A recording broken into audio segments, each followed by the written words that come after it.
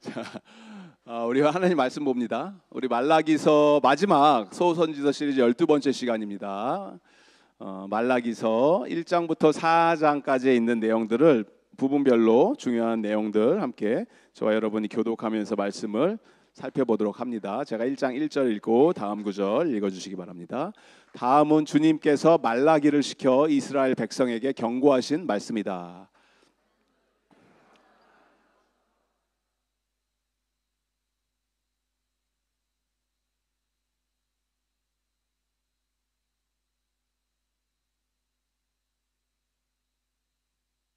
에서는 미워하였다. 에서가 사는 언덕은 벌거숭이로 만들고 그가 물려받은 땅은 들짐승들에게 넘겨주었다. 2장 1절 제사장들아 이제 이것은 너에게 주는 훈계의 말이다. 너희가 나의 말을 명심하여 듣지 않고서 내 이름을 존귀하게 여기지 않으면 내가 너에게 저주를 내려서 너희가 누리는 복을 저주로 바꾸겠다. 나 만군의 주가 말한다. 너희가 받은 복을 내가 이미 저주로 바꾸었으니 이것은 너희가 내 말을 명심하지 않았기 때문이다.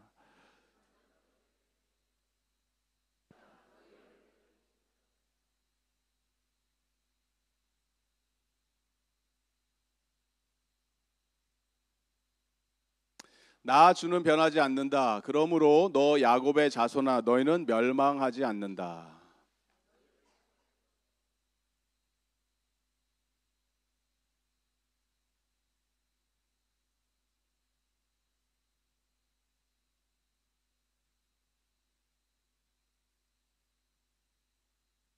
사람이 하나님의 것을 훔치면 되겠느냐? 그런데도 너희는 나의 것을 훔치고서도 우리가 주님의 무엇을 훔쳤습니까? 하고 되묻는구나. 11조와 헌물이 바로 그것이 아니냐?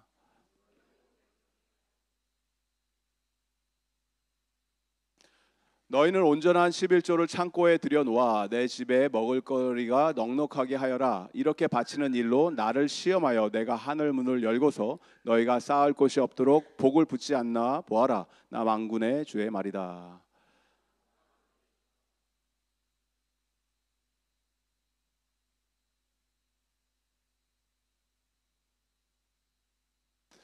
그때야 너희가 다시 의인과 악인을 분별하고 하나님을 섬기는 자와 섬기지 않는 자를 비로소 분별할 것이다. 나 만군의 주가 말한다. 용광로의 불길같이 모든 것을 살라버릴 날이 온다. 모든 교만한 자와 악한 일을 하는 자가 지푸라기같이 타버릴 것이다.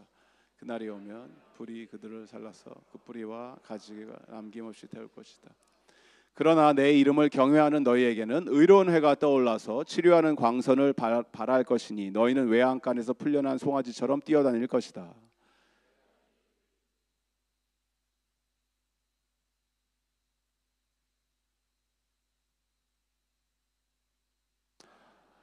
너희는 율법 곧 율례와 법도를 기억하여라. 그것은 내가 호렙산에서 내 종 모세를 시켜서 온 이스라엘이 지키도록 이른 것이다.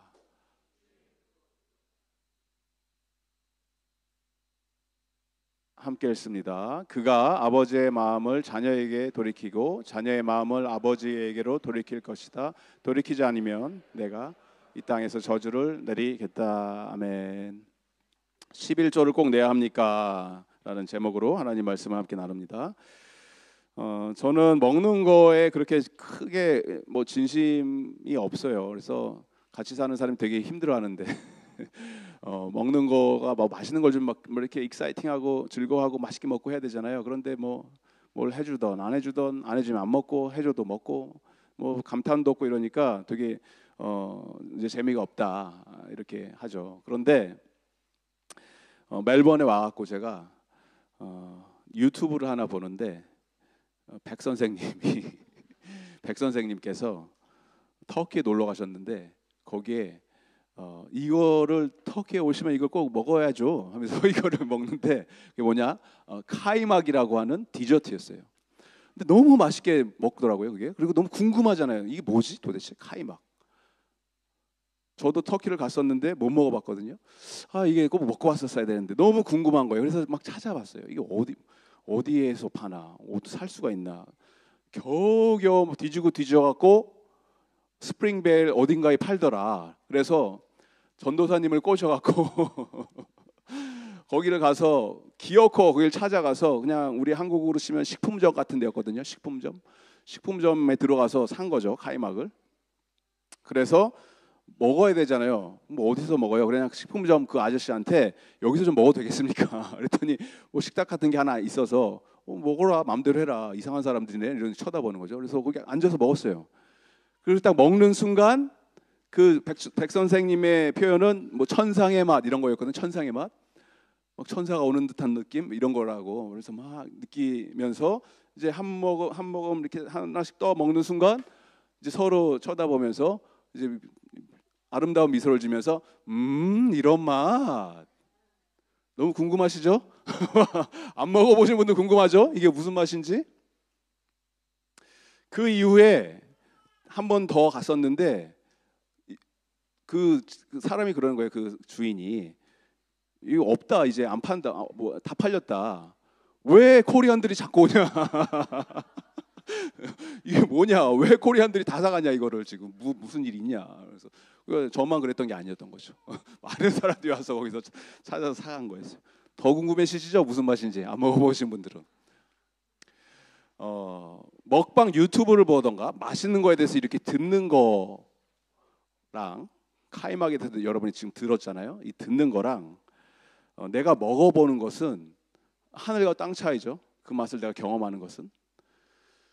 여러분이 하나님에 관하여 하나님에 대하여 아는 것과 하나님을 아는 것은 하늘과 땅 차이입니다. 내가 하나님에 관하여 설교를 듣습니다. 하나님에 관하여 어렸을 때부터 모태신앙 귀에 따갑게 예수님 믿어라 어쩌라 저쩌라 내가 압니다, 지식적으로. 그런데 내가 하나님을, 예수님을 만나고 하나님을 아는 거는 완전 다른 세상이에요.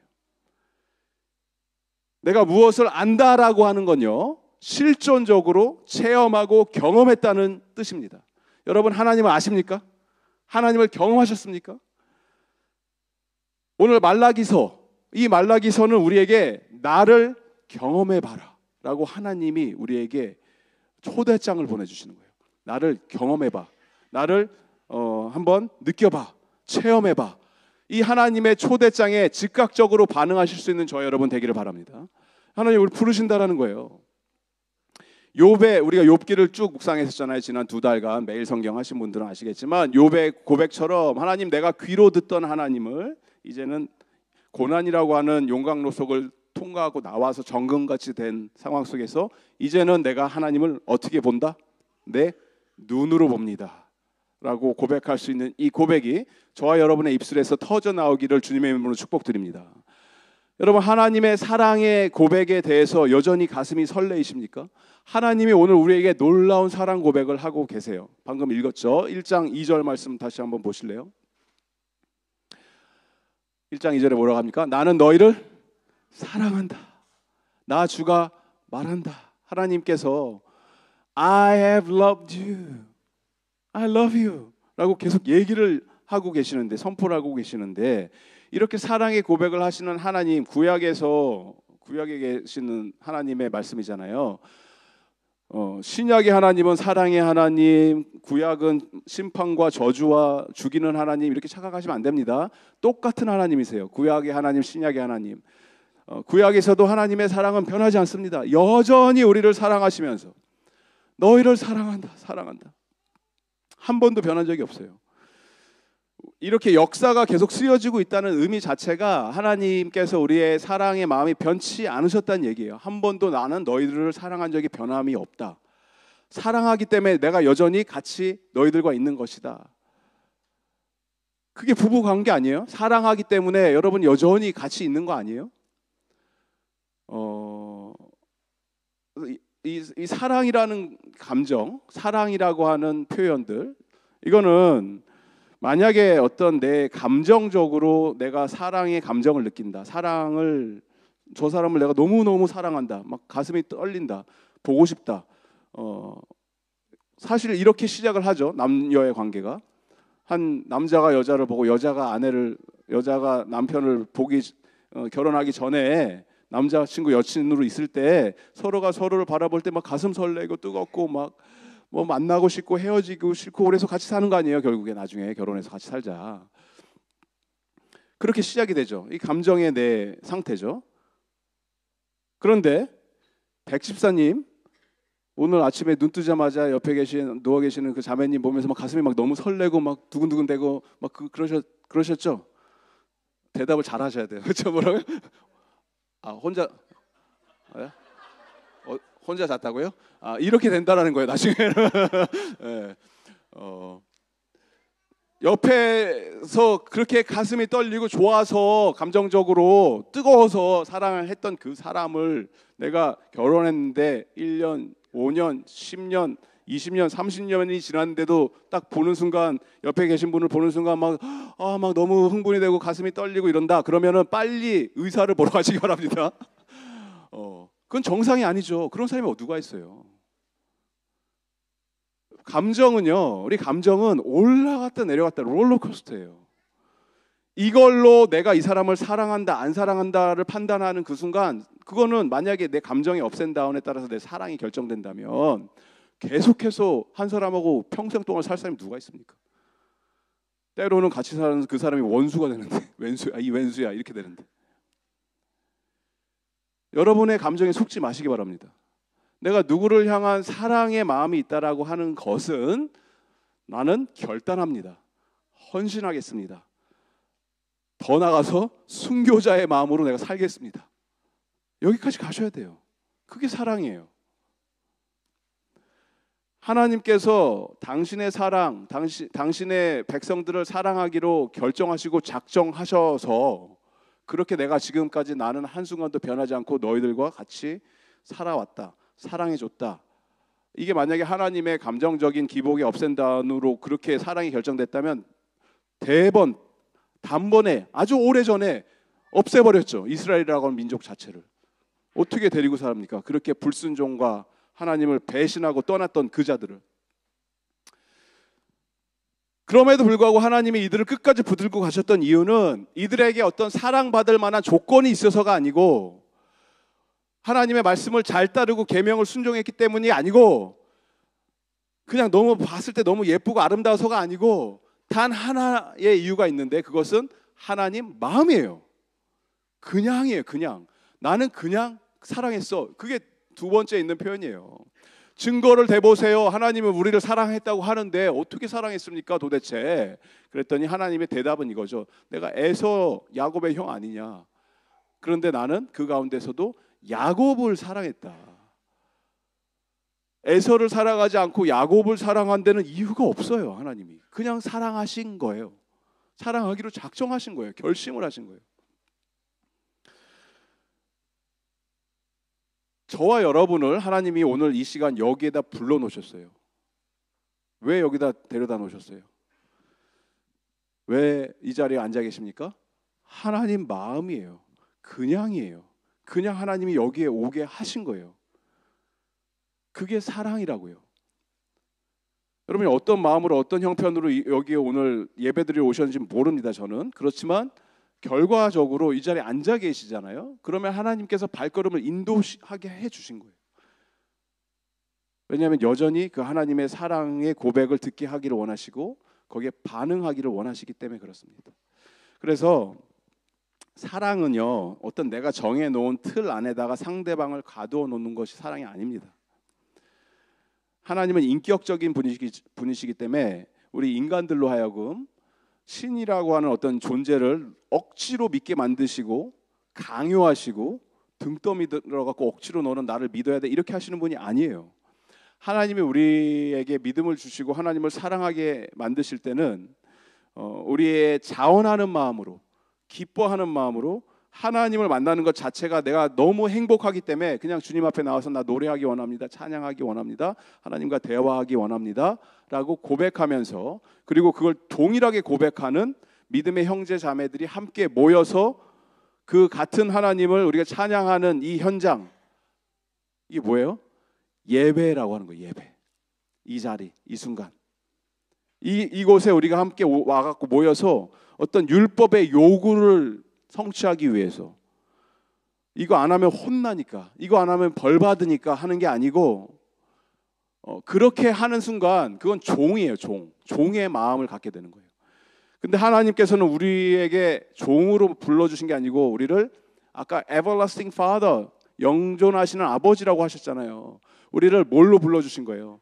당신의 자녀로 불러주셨다고요. 자녀, 아들, 딸로서. 그래서 우리에게 자녀의 영을 주셨기 때문에 종으로 사는 것이 아니고 하나님 아버지를 사랑하는 마음으로, 하나님 아버지를 갈망하는 마음으로 이 자리에 와서 우리가 하나님을 예배 드리고 있다라고 여러분들께서 다짐하시고 결심하시고 그렇게 매주 예배 현장을 지킬 수 있는 저와 여러분 되기를 주님의 이름으로 축복드립니다.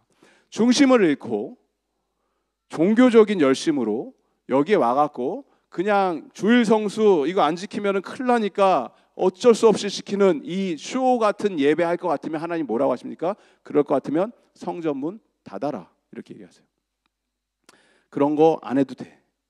그런 예배 나는 안 받아도 돼. 혹시 1장 10절 말씀이 있어요? 1장 10절 말씀 없어요? 1장 10절에 보시면 이런 말씀이 나와요. 너희 가운데서라도 누가 성전 문을 닫아 걸어서 너희들이 내 제단에 헛된 불을 피우지 못하게 하면 좋겠다. 나는 너희들이 싫다. 나 만군의 주가 말한다. 너희가 바치는 제물도 이제 나는 받지 않겠다. 그렇게 나와서 나를 예배 드릴 것 같으면은 그냥 교회 문 닫아. 안 와도 돼. 하나님이 말씀하시는 거예요. 오지 마. 너희들이 드리는 제물 그런 거 필요 없어. 그 마음의 중심이 나를 다 떠나 있는데 율법적으로 억지로 마지못해서 예배 드린다고 오는 거 그런 거 안 해도 돼. 그렇게 할 것 같으면 안 해도 돼. 괜찮아. 하나님께서 그렇게 말씀하시는 거예요. 여러분에게. 그러면 우리가 하나님을 찾는다고 했을 때, 하나님 앞에 와서 예배를 드린다고 했을 때는 그 하나님의 사랑에 대한 반응으로 진심으로 하나님을 찾는 그 한 사람의 예배자가 되기 위해서 하나님을 사랑하는 마음으로, 반응하는 마음으로 이 자리에 나와서 하나님을 날마다 예배 드릴 수 있는 저와 여러분 되기를 바랍니다. 이게 안 되면 뭐 성도님들도 그렇지만 더 실제적으로 오늘 이 말씀에서 말라기서에서 경고의 말씀을 그래픽하게 아주 비주얼라이제이션을 하셔갖고 너무나 생생하게 보여주시는 그 대상이 누구냐면 영적 지도자들에게 하시는 말씀이에요. 영적 지도자들에게 뭐라고 합니까? 오늘 아까 읽으셨던 말씀 중에서 2장 3절 말씀, 2장 3절 우리 함께 다시 한번 읽어봅니다. 시작. 나는 너희 때문에 너희 자손을 꾸짖겠다. 너희 얼굴에 똥칠을 하겠다. 너희가 바친 희생제물의 똥을 너희 얼굴에 칠할 것이니 너희가 똥 묻어기 위해 버려지게 될 것이다. 이걸 누구한테 하시는 말씀이냐면 4절 없죠.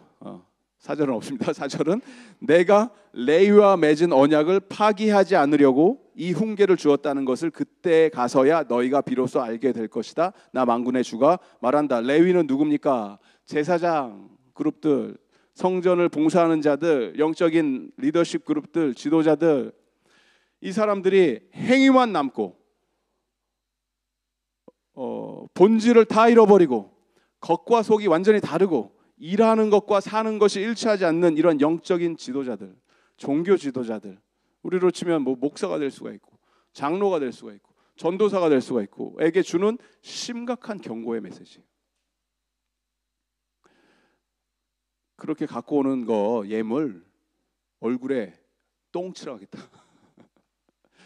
짐승들 가지고 오잖아요. 짐승의 더러운 것들, 손에 대기도 싫은 이런 것들을 얼굴에다 던져버리겠다. 하나님이 그렇게 경고를 하신다는 거예요. 껍데기만 남은 신앙생활 하지 말아라. 근데 이거는 종교 지도자들한테만 주시는 경고가 아니고 예수를 따르는 모든 제자들에게, 우리 모두에게, 여러분에게 그렇게 주시는 거예요. 예수를 믿는다고 고백을 하면 정말 믿는 대로 살아보자라는 거예요. 100% 모든 계명을 완벽하게 지켜라 이런 뜻이 아니에요. 그렇게 할 수 있는 사람도 없고 그렇게 하신 분은 오직 예수님 한 분이에요. 예수님이 그렇게 하셨기 때문에 우리가 예수님을 신뢰하고 믿고 예수님 안에 거할 때 이거를 그렇다라고 인정을 해주시는 거고, 그렇게 사냐 못 사느냐 이거는 여러분의 구원과 아무 상관이 없어요. 그럼에도 불구하고 내가 구원받은 하나님의 자녀라고 한다면 이 하나님과 무너진 관계를 회복해야 하기 때문에 구원받은 자로서의 그런 가치 있는 구원받은 자답게 그렇게 살아가라 이 얘기예요. 그럼 여기서 하나님이 보기 원하시는 것은 우리의 마음의 자세를 보기 원하시는 거죠. 태도를 보기 원하시는 거죠. 하나님의 말씀을 우리가 읽고 그 뜻을 헤아리고 하나님의 마음을 시원케 해드리기 위해서 갈망이 있는 그런 인생, 그렇게 살아내는 저와 여러분 되기를 주님의 이름으로 축복드립니다. 어떤 이런 형식, 절차, 행위 이거에 관심이 없으시고, 아무리 우리가 그럴싸하게 해도 사람의 눈은 우리가 만족시킬 수 있지만 하나님은 그런 거에 이렇게 흔들리지 않는 분이기 때문에 우리 마음의 가운데 깊숙한 곳에 있는 것을 끄집어내서 그걸 하나님께 드리기를 하나님께서 기다리고 계신다라는 거예요. 그래서 이 신앙의 껍데기만 남은 자들이 종교적 열심은 있고 실제로는 뭐 이렇게 막 성전에서 뭘 하는 것처럼 보였는데 하나님이 오늘 말씀하시는 거예요. 그런 거 다 필요 없고 안 해도 돼, 하지 마. 이러니까 사람들이 질문을 하는 거죠. 3장 7절부터 보시면 이런 말씀이 나와요. 너희 조상 때로부터 너희는 내 규례를 떠나서 지키지 않았다. 이제 너희는 나에게 돌아오너라. 나도 너희에게 돌아가겠다. 나 만군의 주가 말한다. 그러나 너희는 돌아가려면 우리가 무엇을 하여야 합니까? 하고 묻는구나. 하나님이 자꾸 나한테 돌아오라 하는데 그러면 내가 뭘 어떻게 해야 됩니까? 하나님, 도대체 내가 지금 하고 있는 거 하라는 거 다 아는 것 같은데 뭘 더 어떻게 해야지 내가 하나님께 돌아간다는 말이에요. 그에 대한 답이 하나님이, 사람이 하나님의 것을 훔치면 되냐? 그런데도 너희는 나의 걸 훔치고도 우리가 뭘 훔쳤습니까? 그랬더니 하나님의 대답이 11조 헌물, 그거 나한테 훔친 거야. 이 말씀을 하시는 거예요. 10절 한번 볼까요? 우리 10절 말씀 다시 함께 읽습니다. 시작. 너희는 온전한 11조를 창고에 들여놓아 내 집에 먹을 거리가 넉넉하게 하여라. 이렇게 바치는 일로 나를 시험하여 내가 하늘 문을 열고서 너희가 쌓을 것이 없도록 복을 붙지 않나 보아라. 나 만군의 주의 말이다. 다른 모든 성경에서는 하나님을 시험하지 말라고 합니다.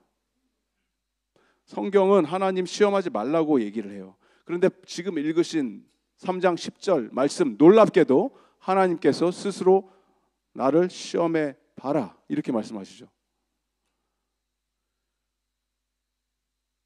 이 표현을 여러분, 이 전체 문맥 앞뒤 전체 그림, 말라기서의 백그라운드로부터 해석을 해야지 이게 해석이 되는데, 지금 말씀을 드렸듯이 이 사람들은, 이스라엘의 사람들은 바벨론 포로 생활을 하다가 다시 다 돌아가라. 그래서 다시 이스라엘로 돌아와서 학계 스가랴 선지서 통해서 우리가 지난주 살펴봤던 거 뭐예요? 뭘 했어요? 뭘 지었어요? 성전을 짓고, 그리고 자기네들 집도 짓고, 느헤미야 에스라 통해서 성벽도 짓고, 다시 나라를, 도시를 재건하고 형식적인 예배도 다시 살아났고, 종교적인 습관과 문화, 예전에 했던 것처럼 다시 시작을 한 것처럼 보였는데, 실제적으로 그 뚜껑을 열어보고 그들의 마음의 중심을 보시니까 하나님께서 하나님을 향한 진심은 1도 없는 이 행동에 하나님께서 지금 분노하고 계시는 거예요. 껍데기는 다 갖춰놨는데 하나님께서 원하시는 것은 이렇게 종교 활동하는 이런 신용이 아니라 하나님에게 진실된 관계의 회복을 지금 요구하시면서 그 진단을 하신 거예요. 한 명 한 명의 이스라엘 백성들의 마음속에 있는 그 가운데 있는 것을 진단을 하시면서 지금 이 내 아들 딸들에게 정말 필요한 것, 이들이 마음을 돌이켜서 나에게 돌아오는 이 방법은 가장 현실적이고 가장 눈에 가시적으로 들어오고 내가 직접적으로 체감하면서 내 스스로의 마음을 확인할 수 있는 방법은 뭐냐면 나의 피와 땀이 묻어있는 내 생명과 같이 소중한 돈 가지고 와라요. 너 돈 나한테 가지고 와. 11조 가지고 와. 10분의 1 나한테 가지고 와. 그때나 지금이나 돈은 소중합니다. 귀한 겁니다. 좋은 겁니다. 그렇게 소중하고 귀하고 좋은 것을 하나님께 내가 드린다는 의미는 물질보다 내 인생에, 내 삶 속에서 하나님이 훨씬 더 가치 있으신 분이고 더 소중하신 분이고 더 아름다우신 분이고 더 좋은 분이십니다라는 고백이 되는 거예요. 돈이 나쁜 게 아니에요. 좋은 거예요. 아름다운 거예요. 좋은 곳에 사용되면, 뭐 나쁜 곳에 쓰면 당연히 그 나쁘게 쓰임을 받는 거지만, 그렇잖아요. 여러분 돈 싫어하시는 분 계세요? 나는 돈 싫어하는데요. 증오하는데요.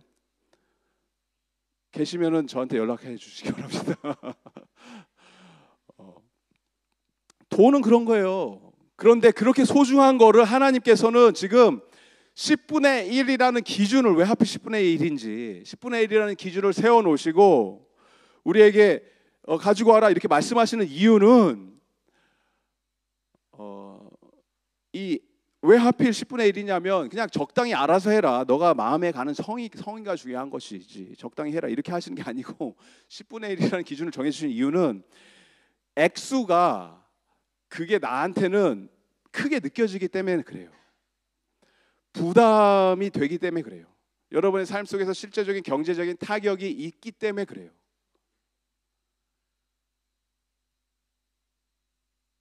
내가 10,000불을 벌면 10분의 1 뭐예요? 1,000불이잖아요. 1,000불을 헌금을 해요. 그러면 그게 나한테 큰 돈인데 이런 약간의 느낌이 오잖아요. 근데 뭐 10불을 하거나 100불을 하면은 해도 되고 안 해도 되는 그런 액수잖아요. 우리한테는 10,000불을 버는 사람한테는. 그러니까 예를 들어서 여러분이 누군가가 10,000불을 11조로 헌금을 했어요. 우리 나오죠, 여기 주보에 얼마 하는 나오죠. 근데 보니까 다음 주에 여기에 10,000불, 만 얼마가 11조에 또 시켜 나왔어. 10,000불을 누가 했어. 그러면 이게 큰 액수예요, 적은 액수예요? 헷갈리기 시작하죠. 그럼 우리 되게 궁금해하죠. 누구야? 이거 분명히 누가 했는데 누가 10만 불을 벌었어? 왜 이렇게 막 하겠죠? 10,000불이 11조로 들어오면 큰 액수냐 적은 액수냐, 우리 대부분의 성도님들한테는 어마어마한 액수죠. 누군가가 엄청나게 크게 하신 거죠. 11조 이상을 하신 걸 수도 있고. 우리 성도님, 제가 아는 우리 성도님들의 형편으로는 굉장히 큰 헌신을 하신 거예요. 그런데 다음 주에 우리 교회에 일론 머스크와 빌 게이츠가 교인 등록을 했어. 그리고 11조를 했어요. 10,000불을 했어요. 그럼 지금 헌금한 거예요, 안 한 거예요? 그러면 오늘 이 말씀이 나오는 거예요. 사람이 하나님의 것을 훔치면 되냐? 안 한 거예요, 그 사람은. 뭘 한 거예요? 일론 머스크가 지금 10몇 조 이렇게 벌면은 1조는 해야 될 거 아니에요, 헌금을. 안 한 거라고요, 그건 헌금을. 일론 머스크 입장에서는 액수가 중요한 게 아니고. 우리가 교회 헌금을 할 때는요, 어떤 사람이나 단체한테 기부금 내는 이게 아닙니다. 여러분이 하나님을 보시고, 하나님, 내가 정말 피땀 흘려서 정말 몸이 부서지면서 어렵게 번 돈이고 내 경제 상황 뻔히 아시고 힘들지만 그럼에도 불구하고 내 인생의 가장 최고가 되시고 아름답고 가장 가치가 있으신 분은 하나님입니다. 하나님 없이는 안 됩니다. 하나님이 나에게 모든 것을 허락해 주셨기 때문에 그거에 대한 믿음의 고백으로 이만큼을 하나님이 10의 5조를 드려라도 아니고 10의 7조를 드려도 아니고 10의 1조를 드리라고 어떤 기준을 주셨기 때문에 하나님, 제가 이 기준에 따라서 드립니다 라고 드리는 그 마음을 보신다라는 거예요. 마음의 중심을. 정확히 10분의 1 계산해서 계산기 두들겨서 정확히 이런 게 관심 있으신 게 아니고, 세금 전에 10분의 1이에요, 세금 후에 10분의 1, 마음대로 하세요. 마음대로. 여러분의 가슴에, 마음에 양심이 거리낌이 없는 선에서. 그런 게 중요한 게 아니라니까요. 이 11조 논쟁에 있어서 많은 사람들이 이 11조 구약에 있는 율법 아니냐, 우리는 신약의 시대에 살고 있고 하나님의 은혜의 시대에 살고 있어서 더 이상 율법의 규례에 얽매여서 살 필요 없다, 이거 율법적으로 그렇게 하는 거 아니다, 이렇게 11조를 꼭 안 하시는 분들이 그렇게 말씀을 하시거든요. 맞는 말이에요. 우리는 은혜의 시대에 살고 있죠. 당연히 율법 때문에 하라는 얘기가 아니에요.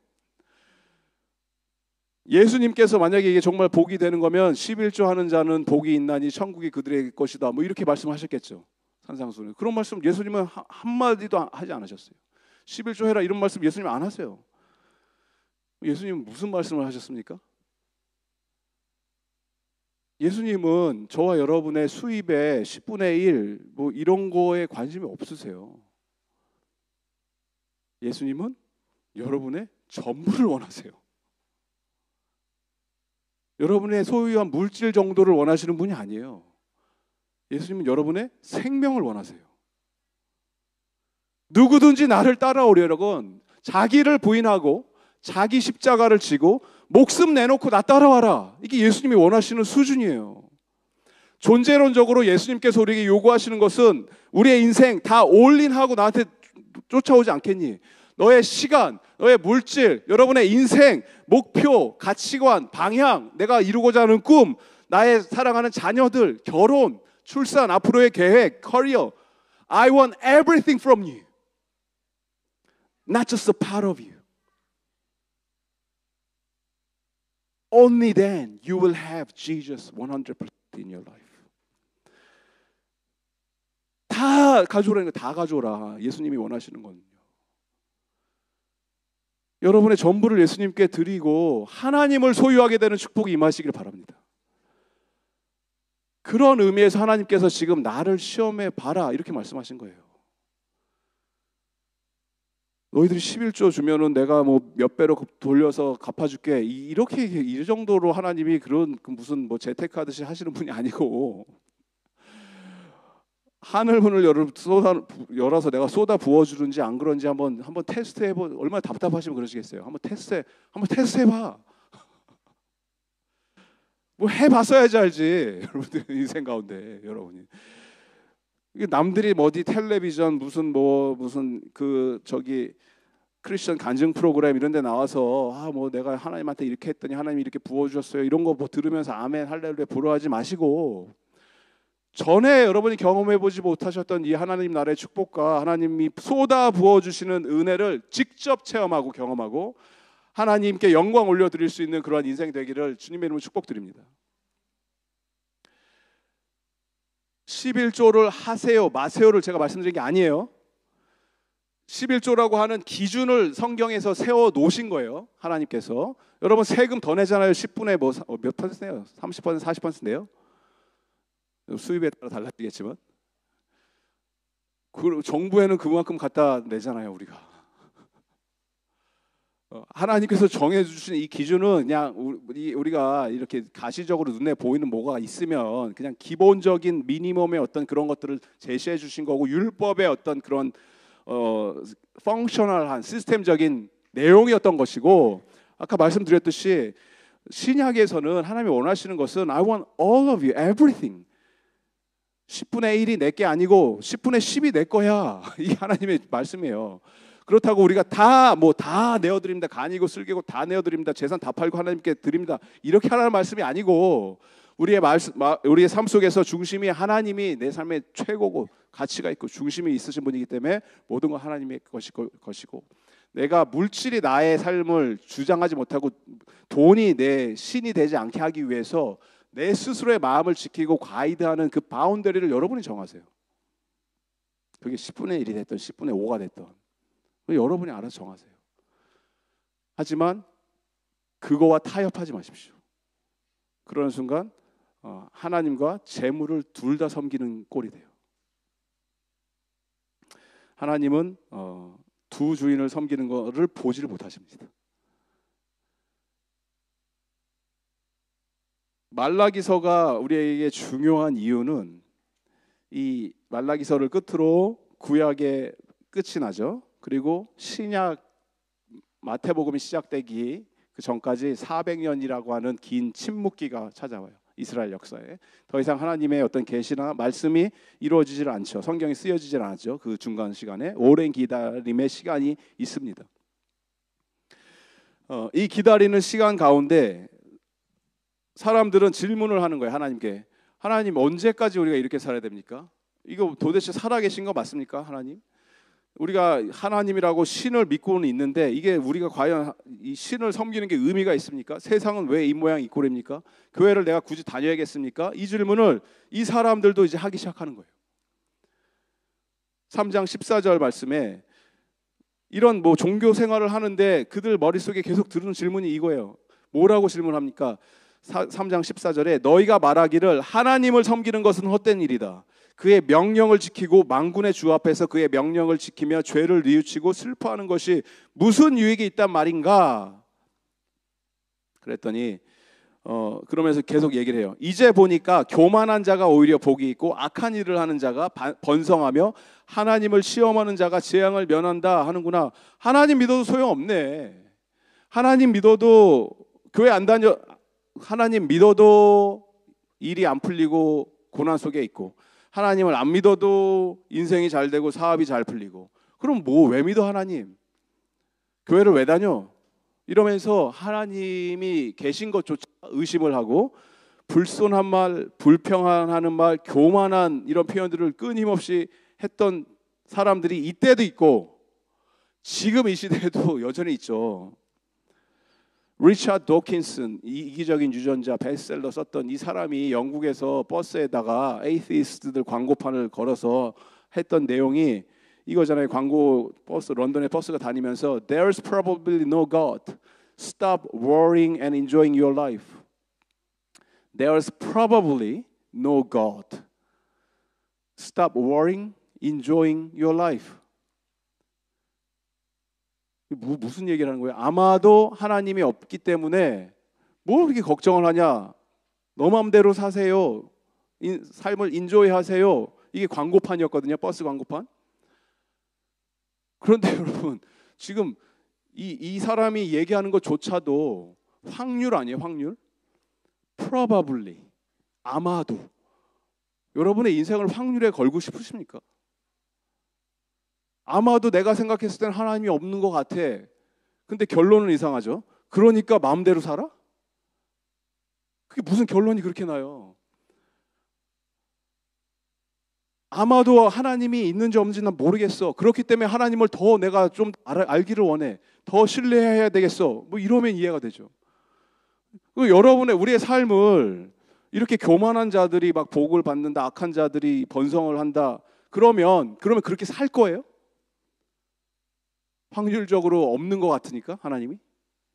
근데 확률적으로 없는 게 아니고 하나님이 있을 확률이 더 많잖아요. 이 세상이 돌아가는 지금 환경과 상황과 이 많은 것들을 보면은 하나님이 있는 하나님이라고 하니까 안 믿는 것 같은데 어떤 뭐 절대자, 어떤 창조자, 인간 이외에 또 다른 존재가 있는 게 더 확률이 높잖아요. 그렇게 생각 안 하세요? 논리적으로? 우주가 운행을 하고 돌아가고 여러분의 DNA가 그렇게 코드가 있고 염기, 색이 이런 것들이 다 계열이 있고 하는 게 이게 진화예요? 진화의 확률이 여러분 거의 니어 지로에 가까운 거 아세요? 진화학자들이 얘기하는 그 확률을 계산했던 게 거의 0.000000000 몇 퍼센트로 그렇게 진화를 했다라는 거예요. 그럼 여러분 그 확률을 믿을 거예요? 그걸 믿는 바에는 차라리 하나님이 만드셨습니다. 이게 더 높은 확률 아니에요? 논리적으로요. 논리적으로. 뭐 믿음을 떠나서.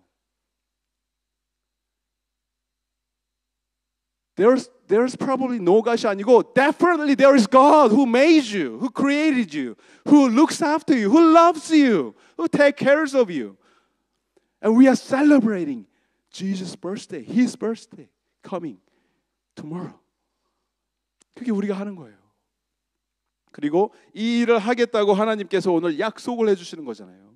끝까지 견디는 자들, 지키는 자들, 머무는 자들에게는 내가 하나님의 남아있는 자들, 그들의 부르신 말 3장 17절 있어요. 3장 17절. 네, 한번 우리가 함께 읽어봅니다. 시작. 나 만군의 주가 말한다. 내가 지정한 날에 그들은 나의 특별한 소유가 되며 사람이 효도하는 자식을 아끼듯이 내가 그들을 아끼겠다. 하나님께서 내가 지정한 날, 여호와의 날, 예수님이 오시는 그날에 그들은, 여러분들은, 남아있는 자들, 세상이 이렇다 저렇다 어쩐다 예수 없다 하나님 없다 뭐 상관없이 끝까지 믿음을 붙들고 하나님 앞에 머물렀던 자들은, 소수의 사람들은, 그날은 그들은 나한테 뭐가 된다고요? 특별한 treasured possession, 나의 보석과 같은, 보물과 같은 존재가 된다. 사람이 효도하는 자식을 아끼는 것처럼 우리가 하나님을 경외하고 신뢰하고 하나님을 믿고 따르는 그 자들을, 내가 그들을 나도 아낄 것이다. 나는 그들을 보호할 것이다. 그때가 되면 비로소 악인과 의인이 확실히 구별이 되고 하나님을 섬기는 자와 그렇지 않은 자가 분간이 될 것이다. 우리는 마지막 시대에 살고 있습니다. 반드시 여러분 신실하게 남아있는 자들이 되기를 주님의 이름으로 축복드립니다.